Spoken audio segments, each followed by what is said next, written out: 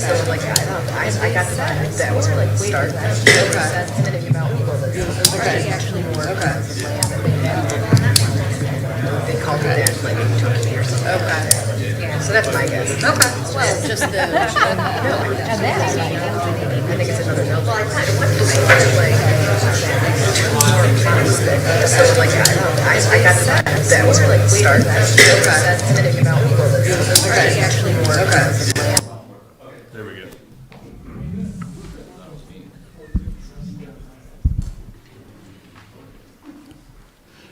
Welcome, everyone. I would like to call to order the DeKalb Planning and Zoning Commission meeting for this Monday, August 1st, 2022. I'd like to start with a roll call, please. Becker? Here. O'Flaherty? Here. Pena Graham? Here. Stoker? Here. Wright? McMahon? Here. Maxwell. Here. 6 present, 1 absence. Thank you. I will ask for approval of the agenda unless there are any additions or deletions. I move to accept the agenda as presented. Motion by McMahon, Second. seconded by Stoker. All in favor say aye. Aye. All opposed, same sign.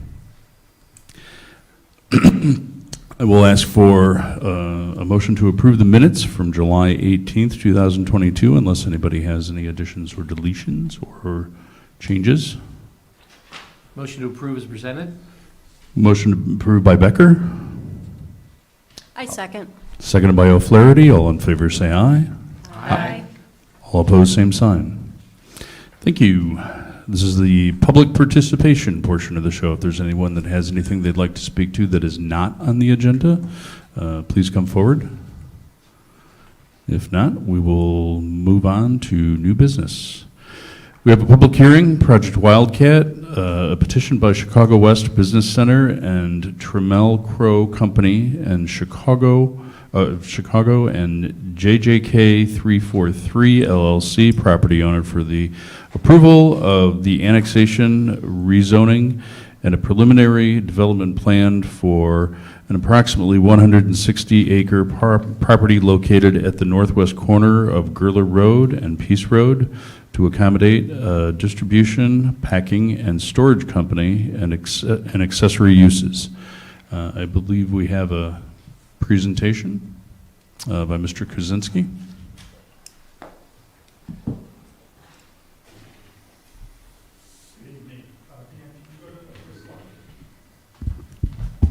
Good evening, Commissioners. Thank you for joining us tonight and allowing us to present the Project Wildcat project. And my name is Jerry Krasinski. I'm here this evening on behalf of the Chicago West Business Center and also JJK 343, the landowner.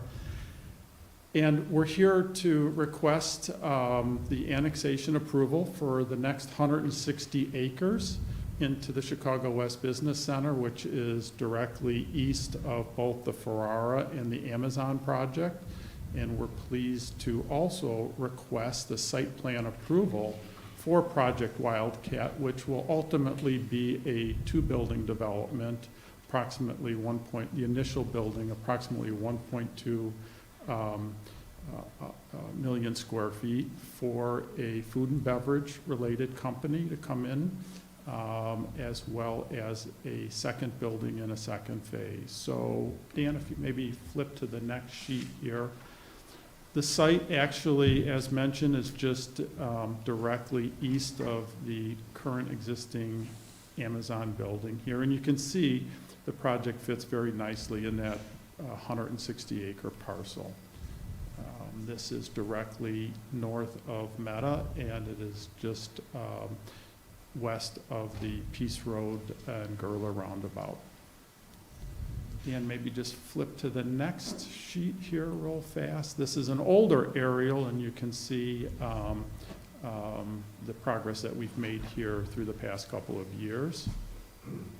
And Dan, to the next slide. So the subject site, as mentioned, is 160 acres.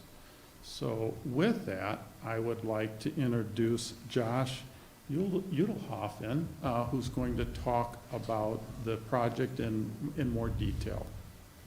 Thank you. And I should have shared that Josh is with Trammell Crow Company, Chicago Midwest. Thanks, Terry. Good evening, everybody. Again, I'm Josh Udaloff with the Trammell Crow Company, and we're partners with Jerry and Krasinski Construction Company on Project Wildcat. What you're seeing up on the screen is the first and second phase of the proposed project. Phase 1 will be on the easterly side up against Peace Road. As Jerry mentioned, that's about 1.24 million square feet. The unique component of the building that you probably saw in your packet is what's referred to as automatic storage and retrieval system. So about a third of the building, or just over 400,000 square feet, has an automated system that will actually utilize rack heights up to about 120 to 130 foot, which results in a building that's just under 140 foot tall. So a little bit unique, hence the request to have the exception in the annexation plat. The balance of the building is a traditional industrial building with about 40-foot clear, which results in a topper roof somewhere between 46 and 50, depending on where the slopes of the roof are at any given point on the building. Day 1, all of the truck traffic will be accessed off of Gurler Road to the south with a secure truck entrance and egress component right in the middle of the site. Ultimately, that may service both sides, but some of that will be subject to a to-be-completed traffic study at that time.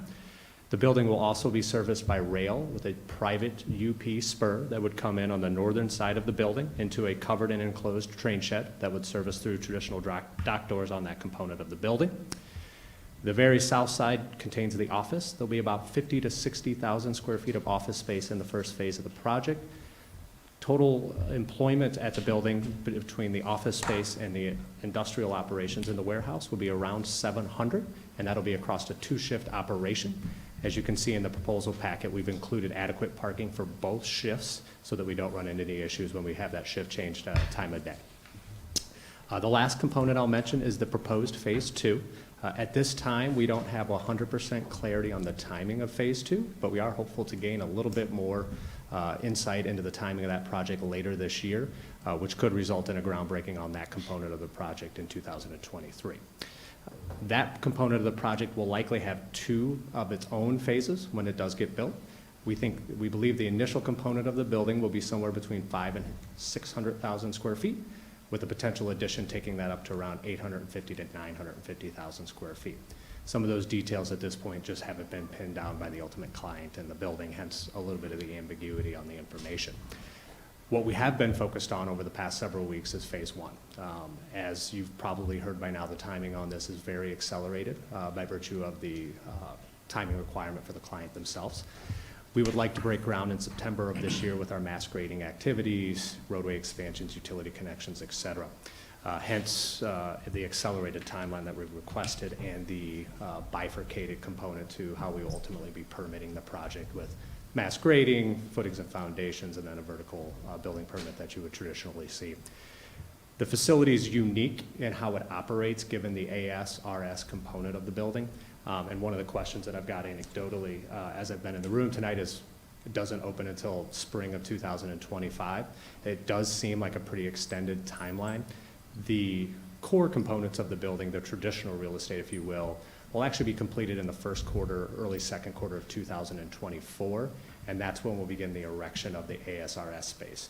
The reason it's a little different than a traditional building delivery is we actually pour the slab for that component of the building, we erect the racks with no roofing or walls, and then the racks themselves are ultimately the structural component of the building that hold the skin as well as the roof on top of it. So that creates a little bit of a disjointed delivery that extends that timeline out a little bit. They will be commissioning the building as time goes, as portions of the building are usable for the ultimate business purpose. So we envision potential phased occupancies beginning in early to mid 2024, with the final occupancy coming in early 2025 when all the components of the facility are operational and commissioned for the ultimate client. As a component of the applications and the associated subdivision and traffic studies, we do have those all going in parallel. We've had multiple meetings with city staff, and Mr. Gill has reviewed several components of the project, including our proposed roadways, our proposed emergency egress that would go out onto Peace Road, as well as the other utility connection components of the project. We are working on an updated plat of subdivision that'll be submitted likely this week. That'll take all of the easement components into the project as well.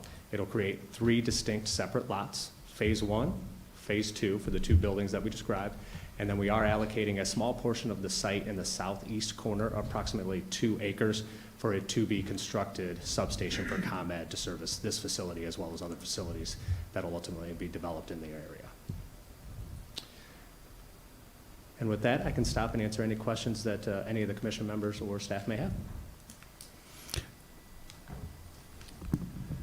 Dan, I just I just got a text and I was confirmed, and I don't know at what point I need to recuse myself, but I didn't realize Krasinski Construction is actually a client of the company that I work for, Red Caffeine.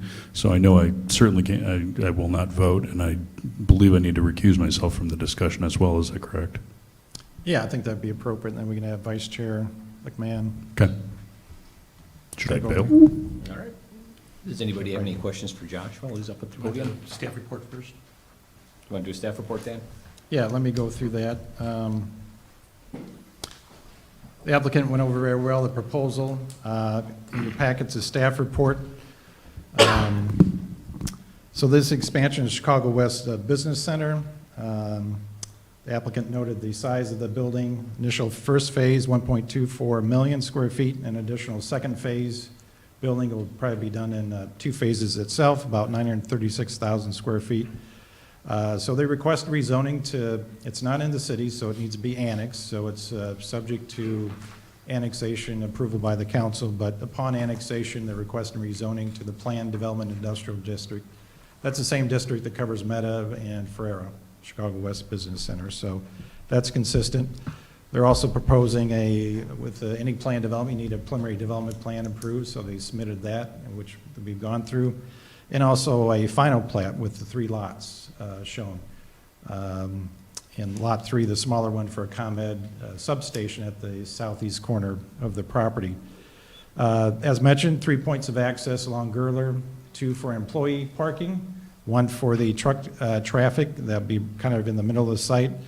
And they did a recent revision to kind of move an emergency vehicle access off to Peace Road instead of Gurler Road. That will be shared also with the substation by ComEd and NICOR. They got a small above-ground service area in there. That area, 2 future points of access off Kriego, and as mentioned, the UP extension of the rail line will extend to the back north of the 2 buildings. Plenty of parking on the site. Phase 1, 764 parking spaces. They also have 120 loading dock stalls, 466 trailer stalls, and 65 knockout stalls. That's just phase 1. So based on this type of use, it's based on number of employees. So it's 1 parking space for every employee. So based on what it was mentioned with the number of employees, there is adequate parking for the site. In terms of utilities, large detention areas shown on the east and southwest part of the site. Sanitary sewer will be extended from the west along north side of Gurler Road. Extend around the ComEd substation, and actually the plan is to put it underneath Peace Road to service the property just to the east eventually of the site. Water along the south side will be connected it's on the south side of Gurler Road, will be connected in. It's also along Kriego Road. Applicant noted the timing, starting grading work in this September, early part of September, and completion eventually by 2025. So the plan's been reviewed by staff, including the Kishwaukee Water Reclamation District. The intent here is to have the rezoning approved, the preliminary plan, and the final plat. And then one of the conditions or standards is the final development plan when that's submitted. As long as it's in substantial compliance with the preliminary plan, then that's reviewed by staff only. Won't come back to the commission or city council. But that will include a landscaping plan, lighting plan, and final engineering plans. And they'll have to meet all the UDO requirements for that. There are 3 waivers or variances to the UDO they have asked for. One is the building height, which Josh went over a little bit. The maximum height in industrial districts is 75 feet. They're asking for 140 feet for that northern third of the phase 1 building to handle the the height needed for all the work inside the building, all the equipment that's critical to the operation of the facility, so they need that. They've been working with the city and the FAA on getting approvals, in the process of getting a permit for that, so due to the proximity to the airport. So that's going to go up to eventually, at the max, 140 feet in height. And again, that's just a third of the building.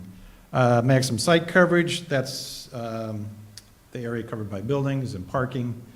The max in the PDI district is 70%. They're indicating now their coverage is about 68%, but they want the flexibility to get up to 80% based on the more detailed plans, particularly in phase 2, that may get up to 80%. So staff recommends approval of that, also the building height. And finally, the parking stall dimension.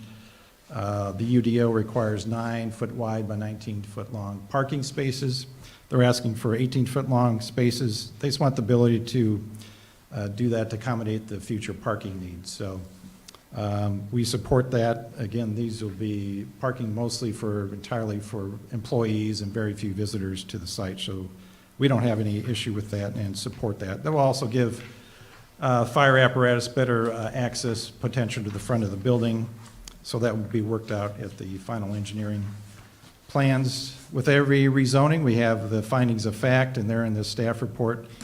The proposed plan meets the intent of the comp plan, both the 2005 and our draft plan, which calls for industrial on the site. It's very obviously compatible with what's the trend of development in the surrounding area. It meets all the UDO requirements except the 3 waivers, which I just went through. And it's a positive benefit to the community, and they're going to provide all adequate utilities and roadways to service the site. Public input, we have not received any written comments regarding the request at this time. So staff recommends approval. There's a sample motion in your packets that recommends approval of the preliminary development plan and final plat. Those are listed on Exhibit A. Exhibit B is the development standards, again, permitting the uses of what they're requesting. And all the regulations are per the PDI district, except the 3 waivers that I mentioned. Any question? We do have Zach Gill, our city engineer, here. If you got any questions on utilities or roadways, and of course, Bill Nicholas, our city manager, can answer any questions too. So that's a recommendation. If there's any questions, certainly be happy to answer those. Okay, thank you, Dan. Anybody from the commission have any questions for Dan or for Josh? Yeah, I've got several, actually. Okay. My first question is, phase 2, you indicated phase 1 would employ approximately 700 people. Any number on phase 2, roughly?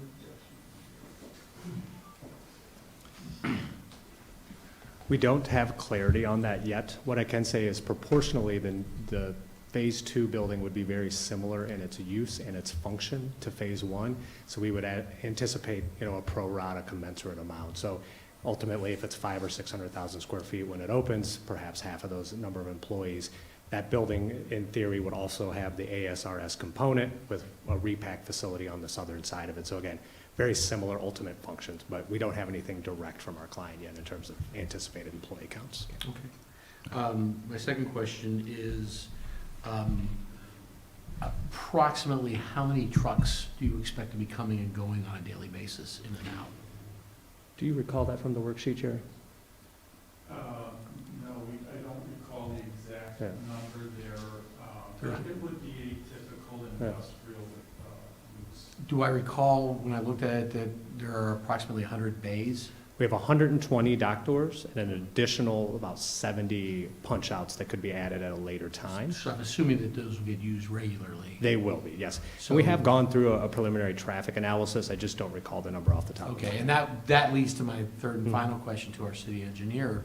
As you look at that, one of the concerns I have is how does that impact not just ingress and egress to the facility, but also exit and entrance along Peace Road to Interstate 88? The concern would be, are we looking at a number of trucks that could create a congestion that we don't currently, see coming on, onto and off of the exit?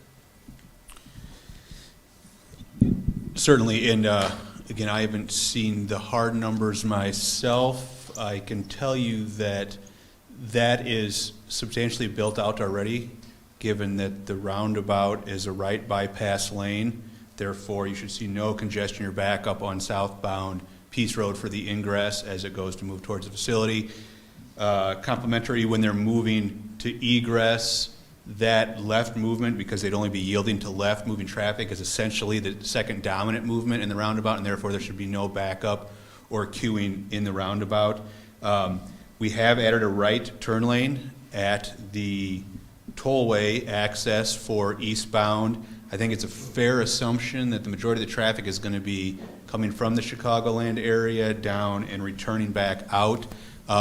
The only place I could see any issue, and it's more than just for this facility and it's a little bit out of our control, is the exiting traffic, on the Peace Road ramp that wants to make that left turn, right? And that's a larger discussion with the tollway and the community in general. But as far as what we've got going there now, I don't anticipate any sort of issues. I do like that they are not requesting any primary access on Peace Road, right? That leaves that segment open for further development, whether it's to the east along Gurler and things of that nature. So I'm not alarmed at this point, but again, I have to see the hard numbers. Yeah, I mean, the nice thing is with the continuing development of that area, the opportunities associated with it are fantastic. It does become concerning because Peace Road is, it's commonly used coming on and off and that exit. So I think the last thing we want to see is traffic congesting and then doubling out onto the interstate, so. Okay, all right, thank you. All right, thank you. I have a couple of questions. One of them about the height. We're asking us to approve a 140-foot building here. So what does that do for us for fire protection? Do we have the fire protection in the city that we need for that? Would we be putting the city in a liable situation down the road for that, or would we, so? Yeah, our fire department's reviewed the plans. They don't have any concern with the height. They have Okay. equipment. They had some initial comments which can be worked out, just getting access to the front of the building and to the sides, particularly through the parking lot. But they mentioned no concerns with the height of the building. Okay. So we're not going to be looking at down the road, we have to spend more on fire protection just to keep all of our people safe. The second question I have is, this railroad spur, I see it on this map here. How are we going to get, does the railroad right now when it goes down, is it already on the west side of 23? So where's this railroad spur going to connect to? Oh.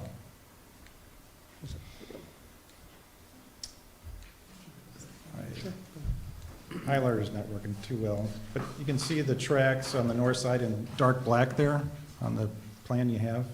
Here's Route 23, so we'll start here and run the north side of the detention pond. Here's Ferreira. Goes behind Amazon, and then we'll connect spur here, and then one to the Phase 1 building.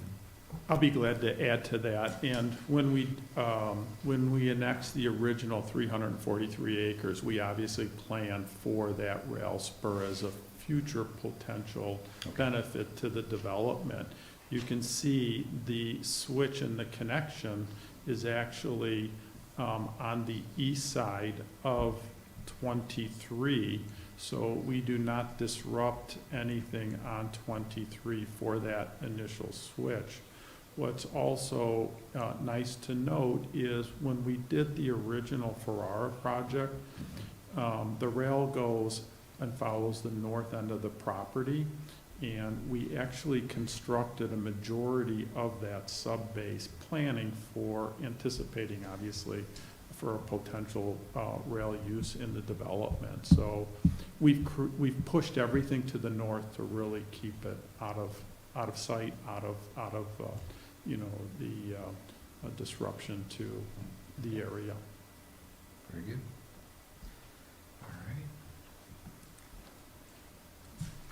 All right. Yeah, I had another question about the building height.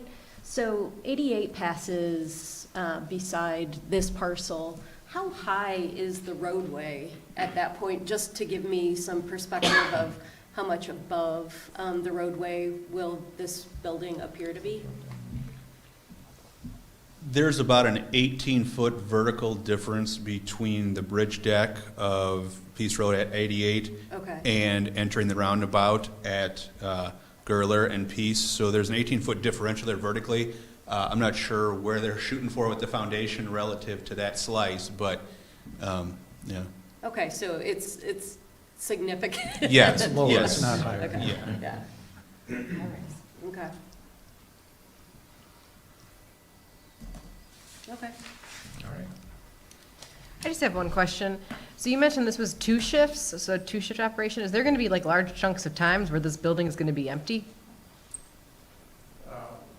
Well, certainly, like many distribution centers in the overnight hours, there'll probably be opportunities where the facility is not fully operational. There would still be probably a small crew on hand in the facility. But certainly, like most of the distribution facilities, they don't necessarily run 24 hours.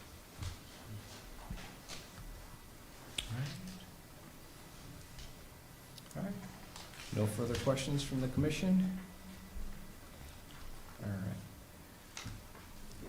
All right. Do I have to Public close the? Ask for public comments. Are there any comments from the public? I think we got Paul one Bork, person. did you want to speak? Certainly, thank you. You can come on up to the podium, Paul, and state your name and address for the record. My name is Paul Borick, Executive Director of the DeKalb County Economic Development Corporation, 2179 North Sycamore Road in DeKalb. As Executive Director of DCEDC, I'm pleased to support the annexation, rezoning, and preliminary development plan for the 160-acre property at the northwest corner of Gurler and Peace Road in the city of DeKalb. As you heard tonight, the Chicago West Business Center and Trammell Crow Company are requesting these actions to accommodate Project Wildcat, a large-scale and packing and distribution operation with accessory uses. The outstanding detailed materials prepared by city staff illustrate that the project does conform with the accepted standards of zoning map amendments. The proposed planned development industrial zoning district conforms with the office research and industrial uses recommended in the 2005 comprehensive plan, as well as, I believe, the draft 2022 comprehensive plan currently under consideration. Further, the proposed use is compatible with adjacent industrial and technology development. The proposed plan development rezoning conforms to the intent and purpose of the city's Unified Development Ordinance by allowing the developer and the city flexibility to shape the development through the plan development zoning to adjust the use and appearance of property in accord with the comprehensive plan and the developer and the operator's needs. The proposed rezoning will not have a detrimental effect on long-range development of adjacent properties and land uses. Large-scale distribution operations are located to the west, as you know, and a 500-acre, 2 million-plus data center campus is located to the south. These uses are complementary, and Project Wildcat's proposed use is appropriate. Project Wildcat will expand the DeKalb County economy, diversify the tax base, and provide additional jobs, increasing demand for residential development and potential population growth. Further, the distribution, packaging, and storage uses will strengthen market demand on adjacent properties designated for similar uses by the comprehensive plan. The proposed rezoning constitutes an expansion of an existing zoning district that can no longer meet the demand for the intended land uses. The Ferrara Candy, Meta, and Amazon developments have exhausted the availability of large-scale, appropriately zoned sites. As a result, annexation and zoning of the Project Wildcat site in the Chicago West Business Center are required to advance economic development. At the same time, additional acreage is available in the vicinity to accommodate future ORI and technology development near the Peace Road interchange. Adequate public facilities are available and services exist to accommodate this expansion. As noted by city staff, sanitary sewer can be expanded from the west along the north side of Gurler Road. Water can be connected to the main on the south side of Gurler Road and along Krigo, and adequate parking will be provided on site. And adjacent roadways have already been constructed to manage traffic growth. Further, the project provides for a ComEd electrical substation and NICOR gas above-ground service area to facilitate those utilities. Beyond appropriate land use and zoning, this project fully addresses the county-wide economic development policy. The DeKalb County Comprehensive Economic Development Strategy, or CEDS plans, calls for DCEDC and DeKalb County communities like the city of DeKalb to identify and recruit target industries in strong and growing sectors, particularly those that are afforded such distinct advantages like transportation, logistics, and distribution. In addition, Project Wildcat is located in the DeKalb County Enterprise Zone, which provides targeted incentives for industrial development like Project Wildcat. DCEDC's own Talent Pipeline and Business Retention Committee is working closely with Kishwaukee College and the DeKalb Workforce Development Office and other workforce service providers to share resources, best practices, and recruitment success stories with employers to support workforce development opportunities. To further support both new industrial operations as well as local businesses, DCEDC has also initiated the Opportunity Unbound branding and communication strategy to promote DeKalb County community resources. The purpose of this initiative is to attract talented professionals and their families to work and live in DeKalb County. As part of this program, extensive information and presentations and resources on quality of life assets are being shared with DeKalb County employers and human resource managers to assist in employee recruitment. In summary, Project Wildcat will expand the DeKalb County economy, create jobs, and generate increased tax revenue, which will provide taxing bodies the opportunity to reduce taxes. As Executive Director of the DeKalb County Economic Development Corporation, I respectfully ask the Planning and Zoning Commission to approve the annexation, rezoning, and preliminary development plan for Project Wildcat on the 160-acre property at the northwest corner of Gurler Road and Peace in the Chicago West Business Center. Thank you for your consideration. I'd be happy to answer any questions if you have any. Thank you, Paul. Does anybody have any questions for Mr. Bork? No. Thank you. Thank you. Anybody else from the community wish to speak? Seeing none, I'll close the public part of the meeting, the public forum, and then discussion amongst the commission, the council, commissioners. I think it's an exciting project. It's an opportunity that can come in. It's great for our community. It seems to fit. You know what, just out of curiosity, do you know if the jobs being established inside the plan are going to be union jobs? I can't specifically answer that. Okay, thought I'd ask. Are you enjoying working with the FAA? I have to work with them at work, and boy, that's not fun. So far, it's going smoothly. Good for you. So. Qualification that we're not finished. Do you want the appendices read within the motion? You can just refer to Exhibit B and A and B. You don't need to read those Okay. individual All right, I'll exhibits. make a I'll motion. take one out. All right, I'm going to ask for a motion on this. I see a motion. Yep. Go ahead. Based on the submitted petitions and testimony presented, I move that the Planning and Zoning Commission forward its findings of fact and recommend to the City Council approval of the rezoning upon annexation from the SFR1 Single Family Residential District to the PDI Planned Development Industrial District for a 160-acre property located at the northwest corner of Peace Road and Gurler Road for the construction of an approximately 1,240,000 square foot Phase 1 building and an approximately 936,000 square foot building in Phase 2 to accommodate a distribution, packaging, and storage company and accessory uses for preliminary development plan, architectural elevations, and final plat of subdivision as listed in Exhibit A, subject to the standards listed in Exhibit B, and subject to all comments being addressed to the satisfaction of the city staff prior to any permits being issued for the subject property and prior to the recording of the final plat. All right. We have a motion on the floor from Becker. Is there a second? I second. We have a second from Pena Graham. Clerk, please call the roll. Becker, Yes? O'Flaherty, Yes. Pena Graham, Yes. Stoker, Yes. Wright, Vice Chair McMahon, Yes. Motion passes. Thank you. All right. Congratulations, gentlemen. Good luck with the rest of the phase. Good luck in front of City Council. Very exciting. All right. Yeah. Thank you for all the effort you put into the development of that area. We've seen you a number of times. Appreciate it deeply. I'm looking forward to that.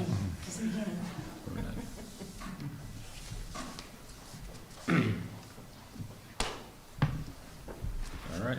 Well, we're down to reports. Are there any reports? Let the record reflect Chair Maxwell returned to the meeting. Reports, next meeting is August 15th. Planning and Zoning Commission will be at the Police Department. There's a budget meeting here in this room at that night with the council and FAC, so we'll meet the Police Department. We'll have 2 hearings. One is the comprehensive plan, so we've had 2 open houses, a lot of good input. So we're working on some minor changes, and we'll have that hearing on the 15th for the commission. We'll provide all the comments and go through the project again. The other 2 hearings, or 2 of them actually, right, text amendment and a special use permit for a solar farm on Pleasant Street on the north side, just across from the airport, with Sunvest Solar. City approved a lease with that applicant over the winter. So that will be coming forward. And a past meeting of the council, they did approve the 3 items you saw at your last meeting, the special use permit for the drive-through restaurant at 922 South 4th Street, and the modular classroom at Brooks School, and also the final plat for Mr. Planey down at Gurler Road. So those all approved unanimous at the last council meeting. All right. Excellent, thank you, Dan. Unless there are any other comments from the commission, I will ask for a motion to adjourn. I move to adjourn. Moved by O'Flaherty, Second. seconded by Stoker. All in favor say aye. Aye. Aye. All opposed, same sign. Thank you.